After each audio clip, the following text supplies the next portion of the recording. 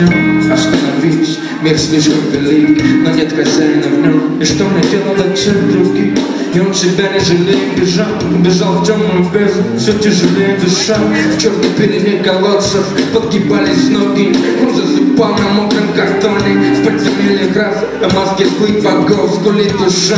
От этих кошмарных снов он слишком долго не тает лед. Глаза отвыкли видеть, где хозяин, когда придет, и где искать ласки, когда увижу солнце, и где эти руки прекрасные. Что случилось? Собака загрустила.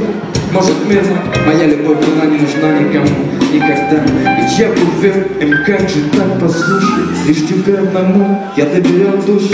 Бежал по городу пес среди пьяных мужчин, ослеп от дальнего света машин, летящих в темную бездну дворов. И он почти не знает, но странных человеческих слов. А может, правда, не так сложно все в жизни, если найти ее смысл. Хозяин был смыслом. Мир слишком сложная штука, подумал.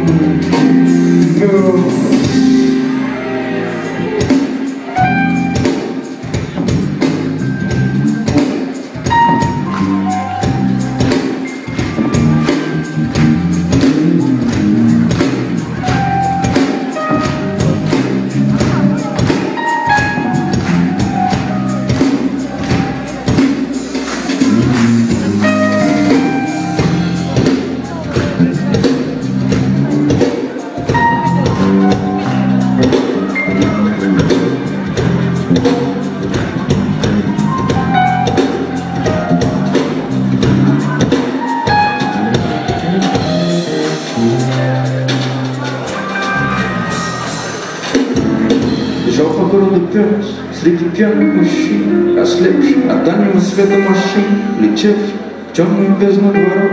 И он почти не знал странных человеческих слов. А может, правда, не так сложно все в жизни, если найти ее смысл. Хозяин был смыслом.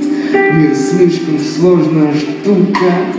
Бежал по городу пес среди пьяных мужчин, ослепших от дальнего света машин, летевших в темную бездну дворов. И он почти не знал странных человеческих слов. А может, правда, не так сложно все в жизни, если найти ее смысл. Хозяин был смыслом.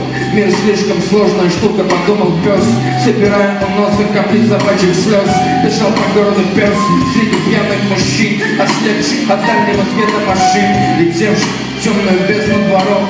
И он почти не знал странных человеческих слов. А может, правда, не так сложно все в жизни, если найти ее смысл. Хозяин был смысл. Мир слишком сложная штука, подумал пес.